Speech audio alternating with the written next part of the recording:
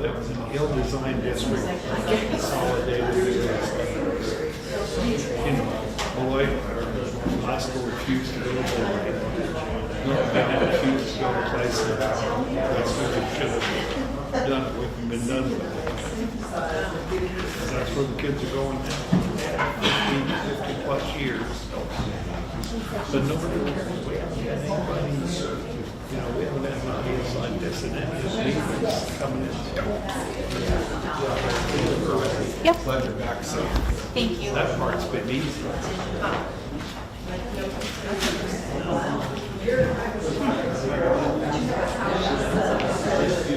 Yeah, I was going to let you know that I think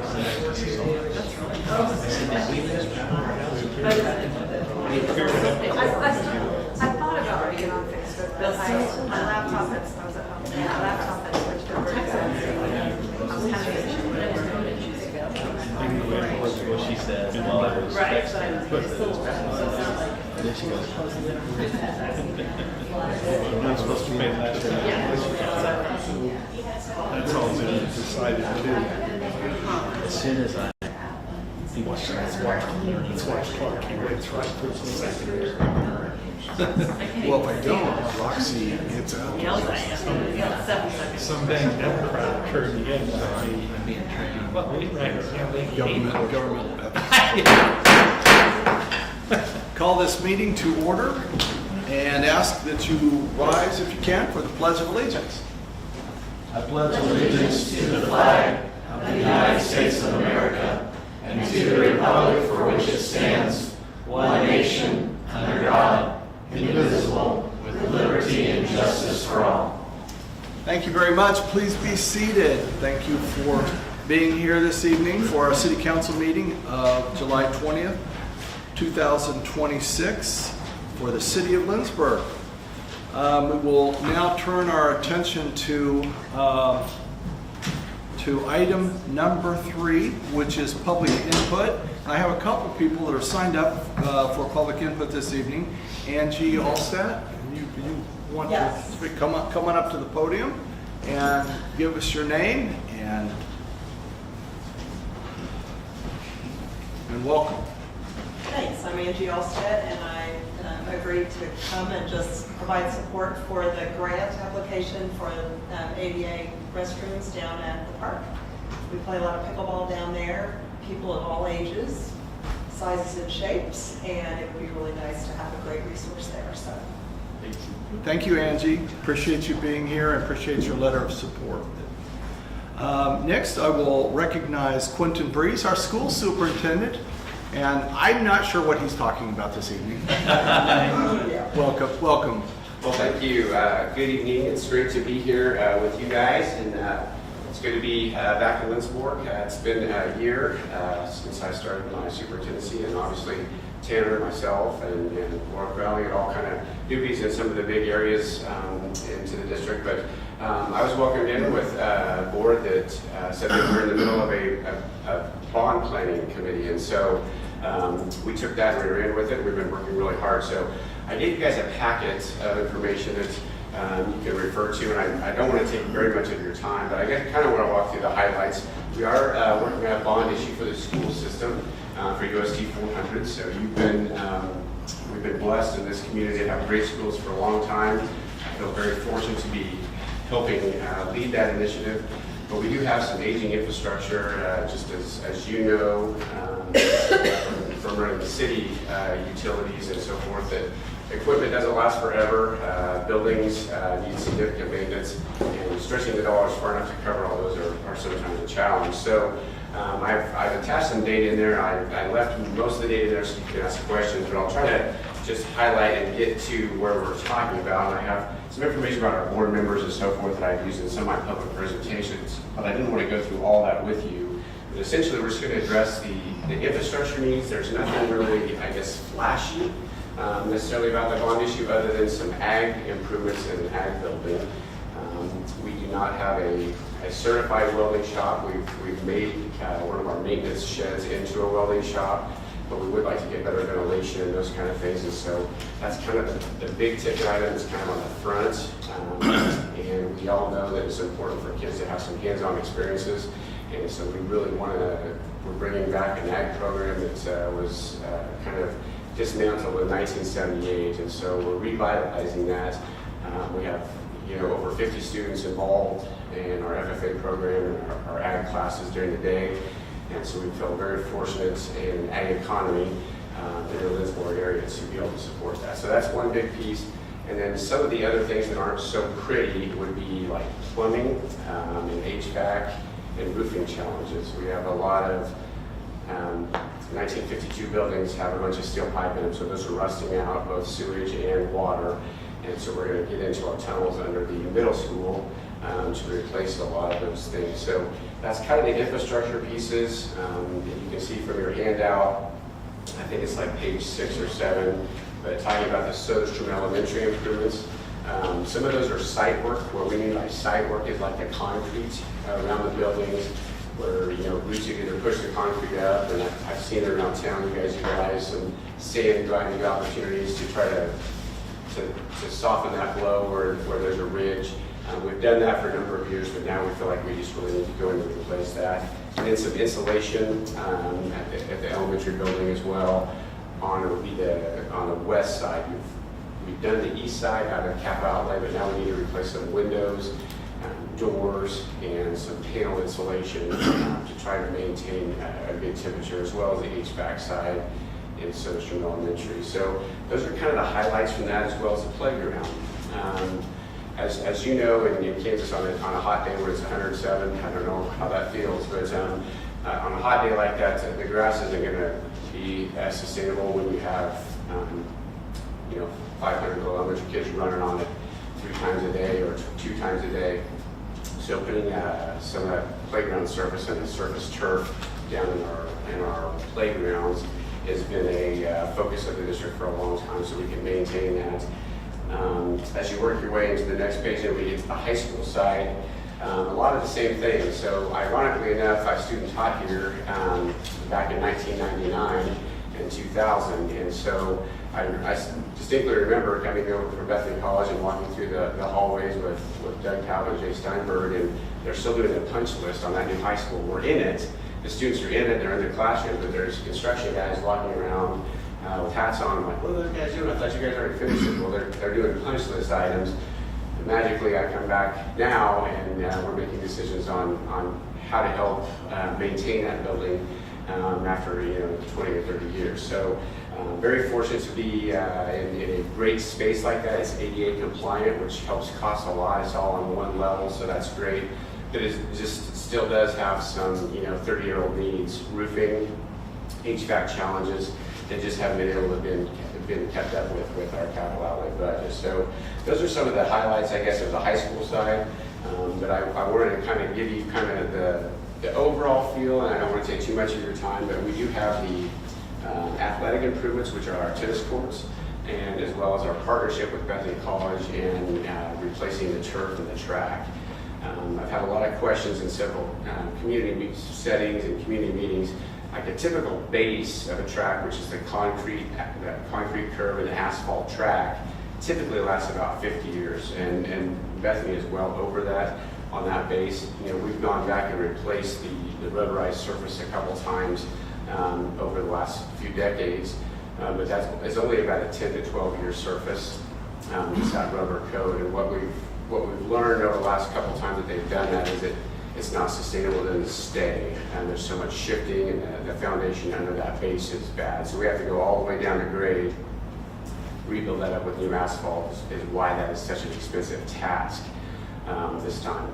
While we're doing that, we also want to take a look at the turf and replacing the turf, and we're doing that in lieu of paying rent. We've had a long partnership with Bethany for a lot of years, and so that is our contribution to help them facilitate the partnership, where we're not having to cough up general fund every year for a rental agreement or some sort. So we pay this up front, and then we have a long-standing relationship, 15 to 20 years on it in the future.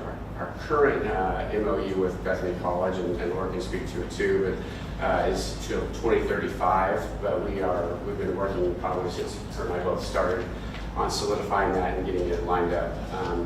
Just with some other parameters and some expectations about how we're going to leave the facility when our business is done with it. Simple things like after a Friday night smoking valley football game, maybe our custodial staff goes and helps clean that up so that they can prepare for their Saturday game at 11 o'clock or whatever that is. So just a lot of logistics that maybe we didn't have fine-tuned in the previous agreement. We're taking care of those things now. So I sure don't want to spend too much time on it, but I'd like to offer up some time if there's any questions on mill rates or how you think that's going to impact the tax base, or what you are hearing from people. We're a very, very heavy arts community.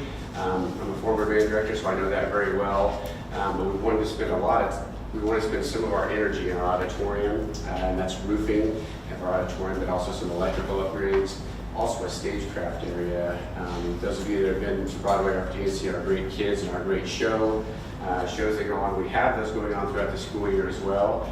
When we build a set, sometimes that takes the entire stage for a number of months and makes it really difficult to schedule an assembly or a speaker or schedule any of our choir concerts, orchestra concerts, or band concerts because the set takes up the whole stage. So we're trying to craft a space behind the auditorium that can be a stagecraft area where we can build sets and then roll them in and out. We'll still have a block of time there for a week where it's show week and we're all set up, but we feel like we can build some sets in there and still maintain concerts and those kind of things. So those are kind of the highlights, but if you guys have any questions.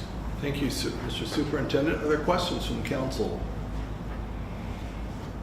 Quentin, you were talking at the beginning about, you said you had 50 kids in ag programs. So what percentage of your school is that?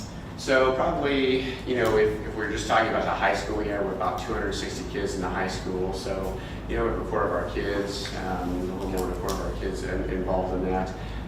Obviously, when you're dealing with a 3A district, when you elevate one program, sometimes you're typically hurting somebody else. Somebody's going somewhere else. But we feel like, our electives are very balanced. We still have great enrollment in orchestra, band, choir. We have a large number of students that have really found a home in some crop judging, land judging, and animal judging, dairy judging. So that's been great. We're also seeing our kids maybe find another gear of public speaking. They're jumping out in front, doing some great things at some of our state FFA conventions. They're traveling to national convention now. So we're seeing some excellent motivation from our kiddos. Thank you. Thank you. Any further questions? No question, but just a comment. I really want to commend you all for the work doing on relationship building. The challenge on the memorandum of understanding between the three community partners that use those facilities has been a challenge that I've had, frankly, a hard time understanding because there's we're all on the same team here. Could not be a more apt metaphor for that. So I really appreciate the fresh look that you two were specifically mentioned, Tanner. I certainly hope you're a part of that as well, is taking a look at that because none of us individually has the resources to work in a silo, and it has to be that we work together. So thank you very much for that. Thank you. Any further questions? Thank you, Mr. Breeze, for being here and leaving this information, and appreciate all the hard work you're doing across the city. And I know this is not your first stop. Thank you very much. Thank you. Council will now move to item number 4, amendments to the agenda. No, Mayor. No amendments. Turn your attention to item number 5, the mayor's report. And I got a few things I want to just talk about. First, Broadway RFD. And if you didn't make it to Broadway RFD last weekend, will be available for you again this weekend.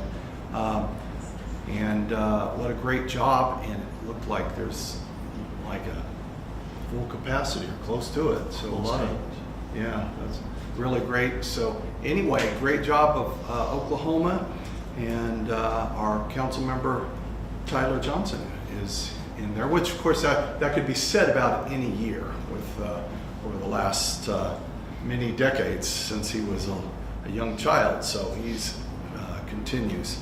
So we appreciate that and urge you to go out and support Broadway RFD.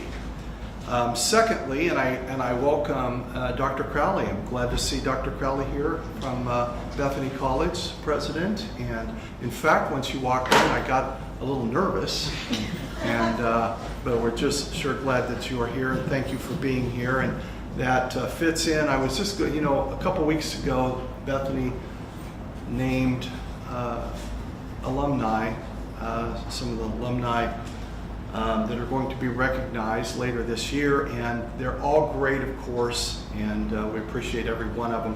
One of them did stick out to a lot of us, and that is Mark Lysell, because it's a Lifetime Achievement Award, and Mark, I just, you look at that and you just think that's absolutely true, what he's done for not only Bethany College, but for the entire city.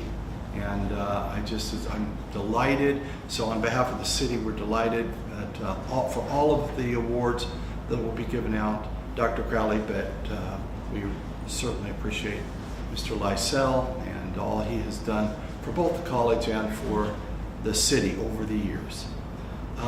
Thirdly, sad to announce, Lucky Kid, radio personality, passed away unexpectedly yesterday. Lucky he has for a long time has covered this part of the state, and including our council meetings on the radio, and has always done a fine job. Was a wonderfully kind man, and the last time I talked to him, which was not too long ago, I thanked him for the way that he covers our meetings, and we just appreciate his efforts, and we extend our deep sympathy to Mr. Kid's.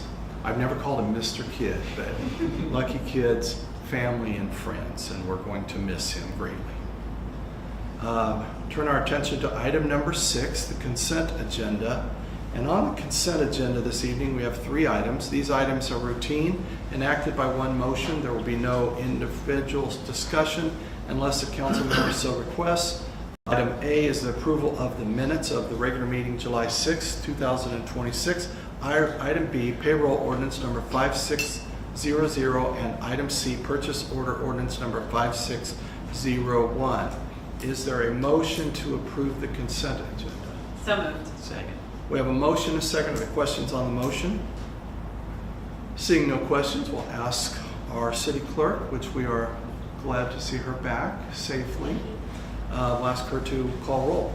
Councilmembers Bruce, Yes. Lysell, Yes. Palmer, Yes. Smith, Yes. Vanderweek. Yes. Motion passes. Thank you, council, and thank you, Roxy. Item number 7, the appointments. Are there any appointments this evening? No, Mayor. Thank you. Item number 8, committee and staff reports, and I know that we have a budget update on the 2027 budget, and I will recognize Tanner Faust, our city administrator. Yes, thank you, Mayor, and thank you, Council. If you'll recall, a couple of, I guess it was months ago at this point, David and I passed out these important dates cards as we worked through the budget process. We're about halfway through that, and today marked the day we were going to have a study session to answer some budget questions.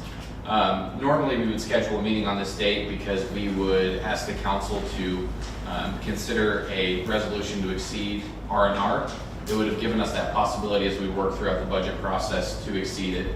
But due to the EMS sales tax and some good planning from our department heads, we were able to say that we will not be needing to increase the mill levy again this year. So very proud of that. Just wanted to give a reminder that that meeting that was canceled, it was canceled for good reason, so we're all doing a good job. And then just going through for the council members that were not here at the last meeting, the revenue neutral rate that we received from the county clerk was 53.325 mils. Our proposed budget reviewed by the city council would have the city levying a 49.389 mill levy. So significantly below that revenue neutral rate provided by the county clerk. And then if you'll know, during the last study session, we did not go line item by line item, which we've done in the past. David and I discussed kind of some good ways for the council to have a way to review this budget workbook as it can get kind of dense. We've added a column to the far right that will show an increase or decrease in the proposed budget over the 2026 final year estimates And we'll be sharing that workbook with you guys. So as we go further throughout the process, you can ask more pointed questions about specific line items. So with that, I can answer any questions about the budget, or we can kind of just wait and see. August 17th is our next meeting where we have something planned to talk about the budget, but I'm hoping August 3rd we can throw something on the agenda too to just answer any questions or maybe at that time. Are there questions from the council for our city administrator? I just like to say I really missed the line by line meeting. That was always my favorite. So David, I'm really sorry about that. Being heavily sarcastic. That's good. Sorry, I didn't hear my painfulness in those last few days. so. Absolutely. Yep.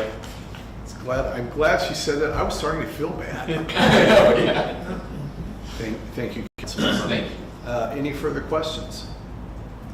Seeing no questions, thank you, Tanner, for your good work. Tanner, between our last meeting and this meeting, reached a milestone. He has been with the city of Lindsborg for 1 year.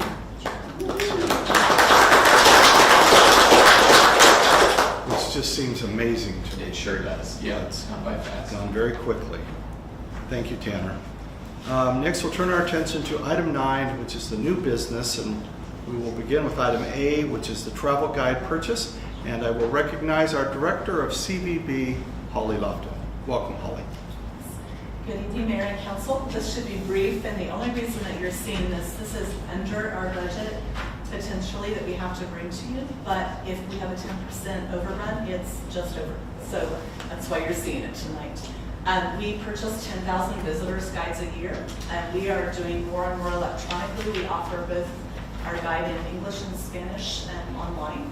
And we have partnered with Abilene CVB, and we use their platform, so the pages turn and it has live links, and Julie has allowed me to use that free of charge, so we don't have to pay for that, which has been wonderful.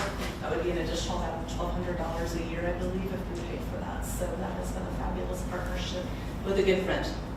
And I want you to know I'm only bringing you one bid because I don't have vendors who will provide me bids anymore. We have utilized Mennonite Press and now Valley Print Logistics for so many years, and no one has been able to compete with their prices, and no one wants to provide me bids anymore because I don't utilize them.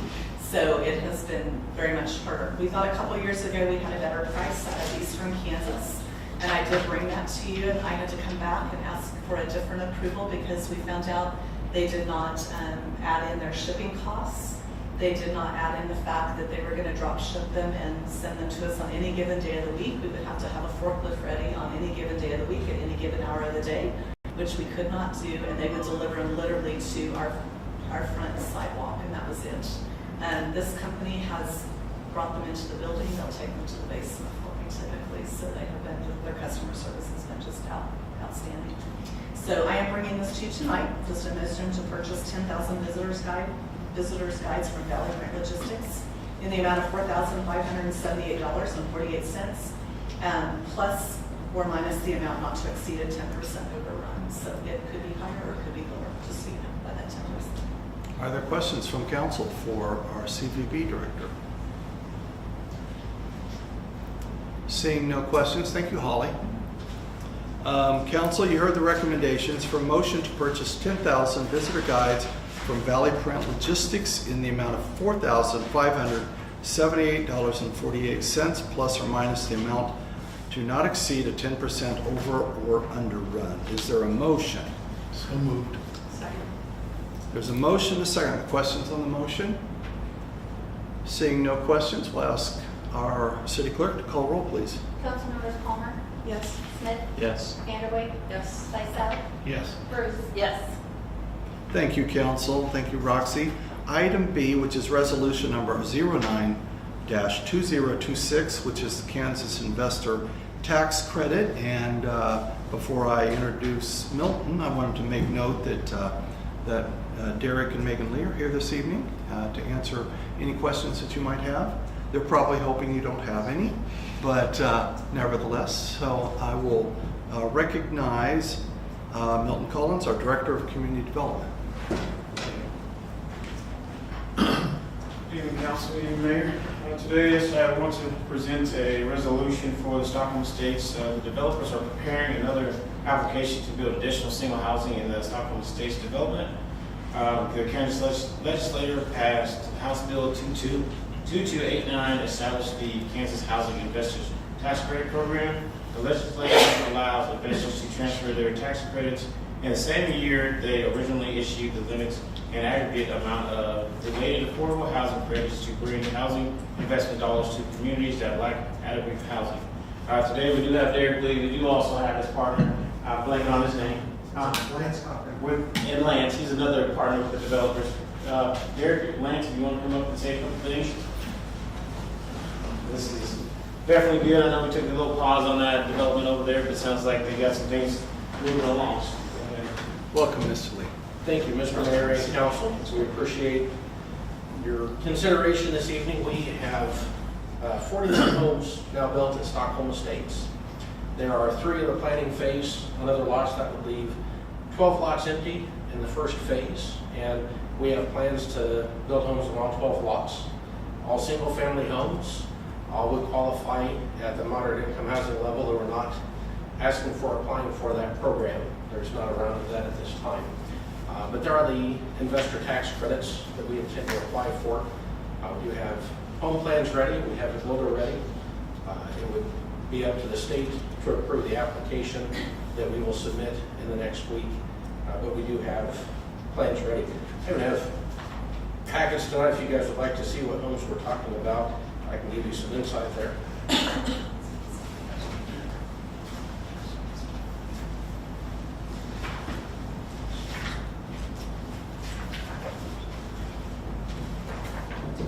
Mr. Lee, did you say 41 homes?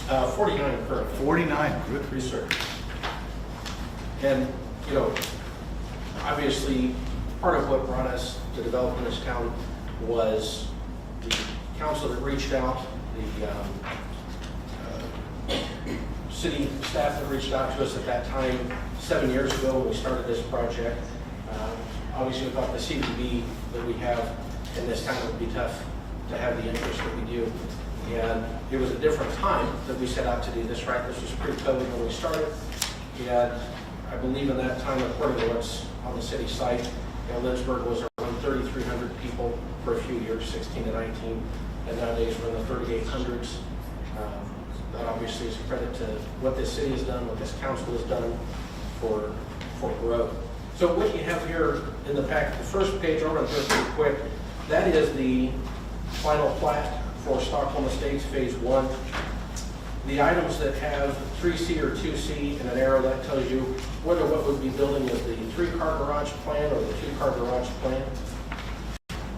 If you go to the second page, that shows you the front elevation.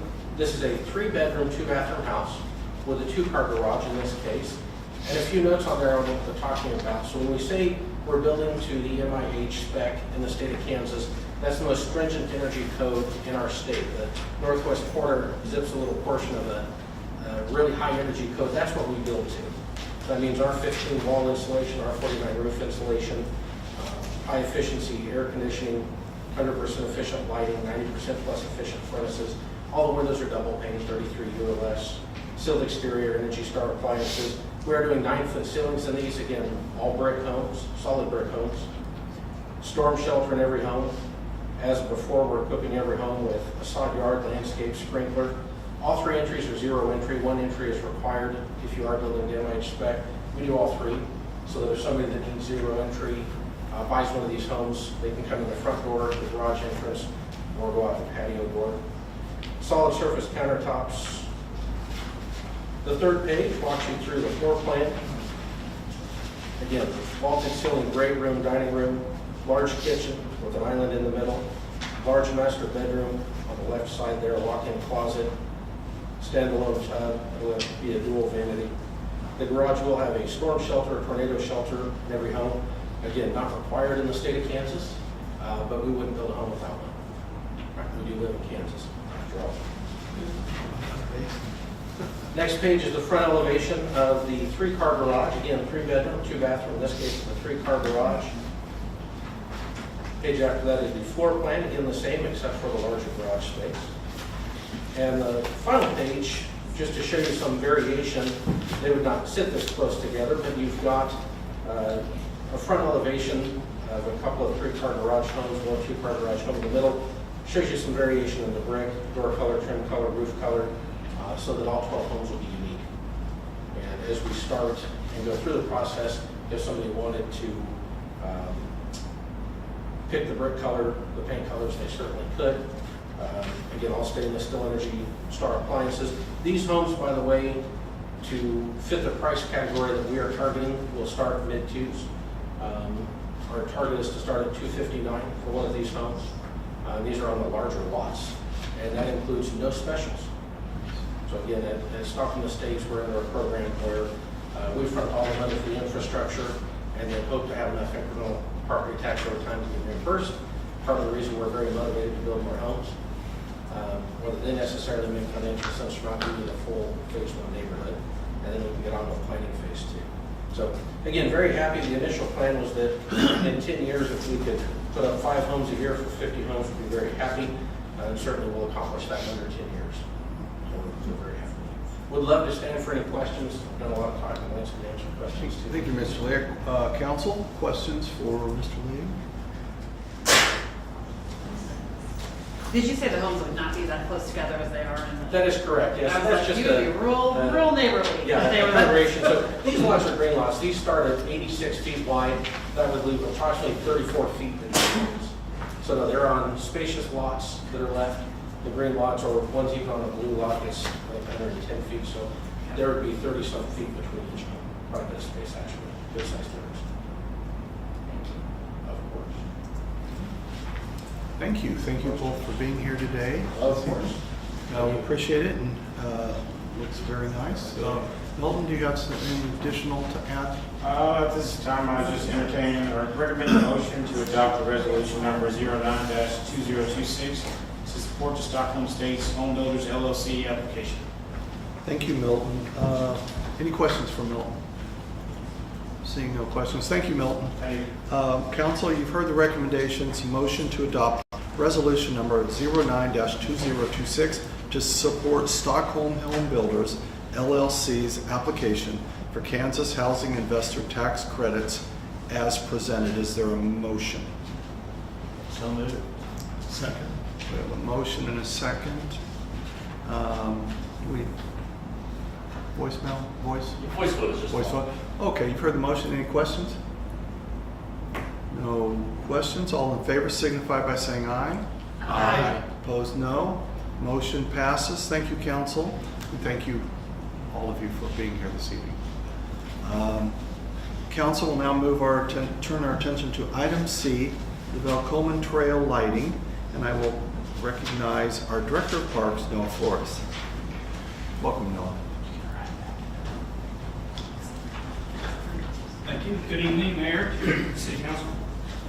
I'm here before you to speak about the trail lights. I had brought this up at a previous meeting, so I'm going to talk more about the topic, and there's a recommendation. So the solar trail lights we have on the north of the trail, we currently have 2 of them. We recently were awarded a grant from the Sunflower Foundation, Paving the Way for Blazing Trails, the Building Community Program. This approved grant funding will support trail lighting as well as trail programming. So looking at these lights, the additional lights will contribute to a safer and more convenient trail experience. On the north end of the loop, we currently have 2. We plan on adding 7 more to those 2. I had attached a map as well, so you can see those locations. So looking at this project, these fixtures are fixed on a pole and then mounted to concrete.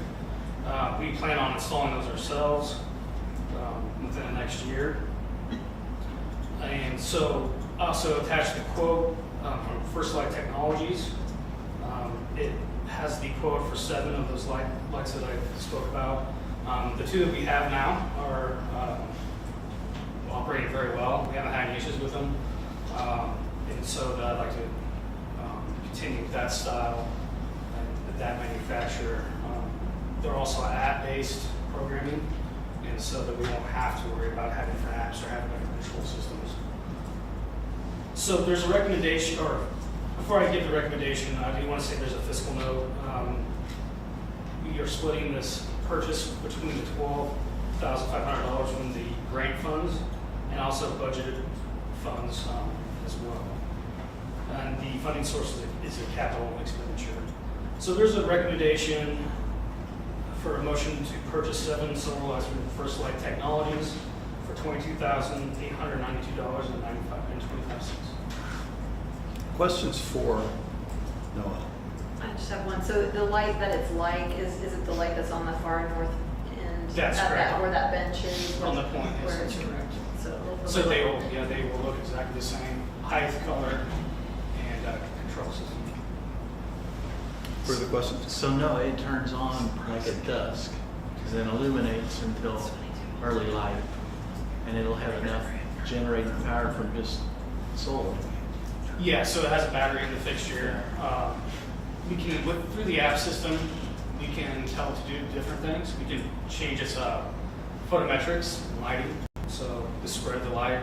We can change if we want like a photo sensor or a photo sensor on it so it comes on as soon as it gets to a certain darkness. We can have that. There's motion as well. And we can have a variety of controls. It'll carry all the way through the night. But it will, yes, it will. I think it's up to 8 or 9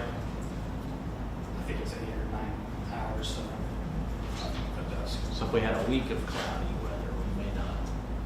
I have not seen it personally, Okay. but there's the possibility if we do have several days of just sun, we may not have bright light. Further questions? I don't have a question, just a comment. Thank you so much for always looking for your grant funding. I appreciate seeing that. That's awesome. And second of all, thanks for looking to improve the trail always, because I know we have a lot of residents that use that. So I think more lighting is a great idea. So thank you. Thank you. Seeing no further questions, thank you, Noah. Council, the recommendation is for a motion to purchase 7 solar lights from First Light Technologies for the amount of $22,892.25. Is there a motion? So moved. Second. We have a motion and a second. The questions on the motion? Seeing no questions, we'll ask our city clerk to please call roll. Councilmember Slysell, Yes. Bruce, Yes. Vanderway, Yes. Smith, Yes. Palmer. Yes. Motion passes. Thank you, council, and thank you, Roxy. Turn our attention to item D, Riverside Restroom Grant Application. And once again, I'll recognize Noah Flores, our Parks Director. Noah, did you just get back to the back and sit down? Okay, so good evening again. I'm here to speak about the Kansas Department of Wildlife and Parks Land and Water Conservation Fund. This fund has provided us funds in the past to construct different projects. One of those is the Viking Valley Playground project. And so we've used this in the past, and it's open to everybody statewide. And so what we're looking at is our restroom facility at Riverside Park. It's 86 years old, is from what I can tell from the records. And so we are at the end of its life as far as being compliant to different standards, and it just needs a lot of work. And so looking at that, I'm thinking that we should construct a new restroom. We've talked about that in the past. And so this restroom that we are looking at would be a concrete block building, similar to the one we have already at Swenson Park. And it would be built on site, and it would have 2 fixtures for each, or 2 stalls for each side, and it would have all the appropriate and modern amenities that you would expect out of a new restroom facility. And so, looking at this grant, there's a recommendation for a motion to authorize the submission of a grant application to this Kansas Department of Wildlife and Parks for a new facility at Riverside Park. The fiscal portion of this is that if you approve for us to fill out this application, that we have some bids in the works right now, and we're looking at right around $230,000 for the building, and then also amenities, which include sidewalks, concrete work, and this would kind of intertwine Riverside Park and connect it. So it would be connection to the trail, it would be connection to the playground, and a connection to the shelter. And so this would make it all ADA compliant and modern. And the funding source for this would be proposed 2027 funds through parks and special parks. And there's a note, there's a 50% match on if the grant is awarded. So there's a recommendation for a motion to authorize the submission of the grant application. Go ahead, Tim. Yeah, Mayor, I would also like to add, Noah and I were talking today, part of the grant application includes a local funding source statement. Part of that is, if we're applying for the grant, we have to somewhat commit to expending that money or planning the budget for that amount of money for next year. While we haven't approved the budget, that won't happen until September 8th, according to our important dates sheet. We wanted the council to just be aware that positive action taken on this motion will likely suggest that we will be including this capital improvement item in the budget for 2027. So just something we wanted to factor in. We are going to budget for a 50% match internally, and then we're also going to apply for additional funding here locally. So hoping to get more of the project paid for, but just so we don't miss this opportunity, we wanted to bring it before you tonight and also just clarify that this is somewhat committing us to move forward with the project starting in 2027. So is it your recommendation that we do it? Yes, sir. I would make that motion, there to be called for it yet. Let's wait just a second to see. You have some place to be, Larry? Do we have to do Robert's rules in here? We don't have to do Robert's rules in schools. That's right, yeah. Thank you, Tanner. Are there questions for Tanner? Not for Noah. My thought was there's a garage down there too that's dilapidated. My thought was that we would also incorporate storage, but I don't think the storage is large enough to incorporate what we use that garage for. So yeah, You're not tying the two together. No, we are not. Okay. So the plan is that we do demo the garage that's currently there. It needs a lot of work and repair. Yeah, the storage is behind. Yeah. And so what we are proposing is that we get rid of the shed that we use for storage and working, and then we have additional space on the restroom portion that will be storage. That'd be enough.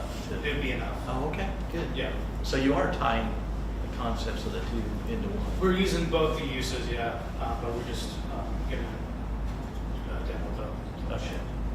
Thanks, Noah. And then, so then the existing actual building, this is not the same spot, right? That's correct. It's not the same spot. It's a little it's shifted off. to the south a little, or to the north a little bit. So then that would just be demoed as well. Yeah, that's correct. So we're actually freeing up some green space as well, in addition to adding a new restroom. If I may also add, that garage was part of a residence. Was that correct? An original homestead that was there, and it has extensive termite damage. So that was acquired with a adjacent house whenever the city bought that. That's true? Okay, thank you for Yeah. adding that. Further questions for Tanner or for Noah? Yes. I know nothing about building bathrooms, so, but I know that's shocking to It everybody. ain't cheap. Yeah. So I'm assuming it's cheaper to build men's and women's separate ones rather than just gender neutral to do individual bathrooms? Cheaper, I'm not sure, but we also have, maybe Tanner can speak a little bit more to the state. I just know, because there's equal men and women's bathroom here, and there are always lines for women's and none for men, so I'm just interested that it's the same in each one, and it seems like Yeah. gender So neutral might be a good idea. I would say, as far as providing the volume of the number of stalls, if there's increased traffic, this is the best approach. The cost would increase because you have more, you'd have more material to fully divide up those bathrooms.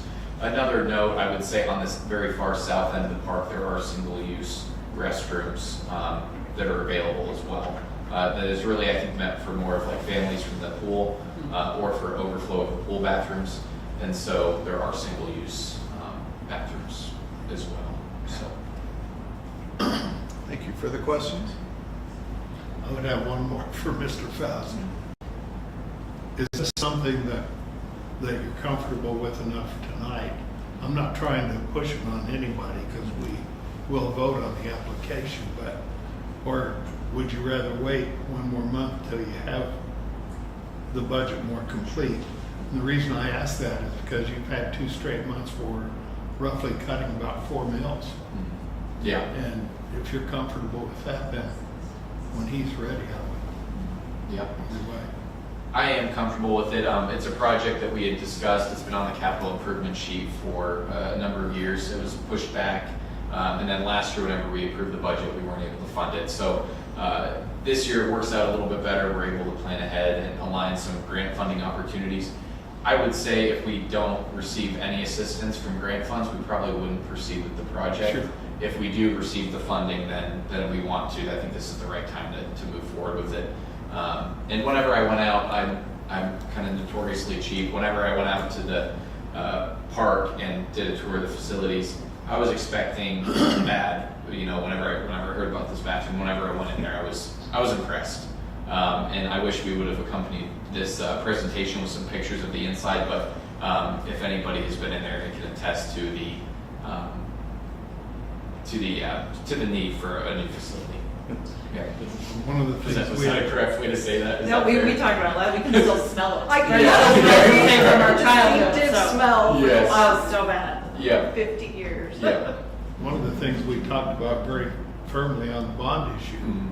is that it's not going to get any cheaper, That's right. Yes, sir. and construction costs could possibly have some huge jumps, Mhm. even in the next few months. Absolutely. Yeah. And we will, obviously, yes, of course. As we go throughout the process, we'll still make sure that the bids we receive, we're going to hold them to building a quality product and then also making sure that we're getting a good deal for the taxpayers as well. So this is a very conservative estimate, I would say. Just want to be prepared for what a 50% match could be. Tanner, so that I think we understand, but is the this language or the language behind it that requires a 50% match, that's really language that is urging us to go ahead and submit the application.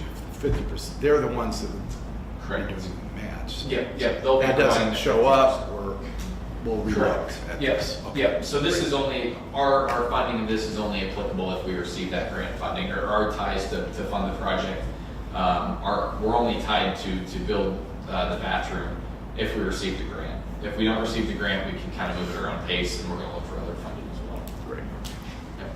So I would just like to return to Councilwoman Bruce's question for a moment. So formal.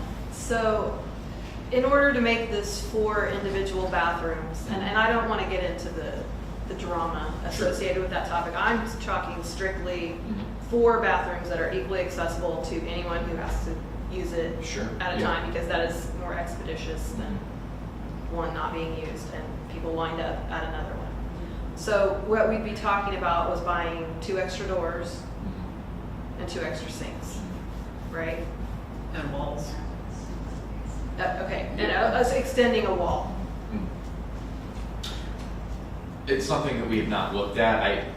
The grant is due the 31st, so this is the last council meeting to take action.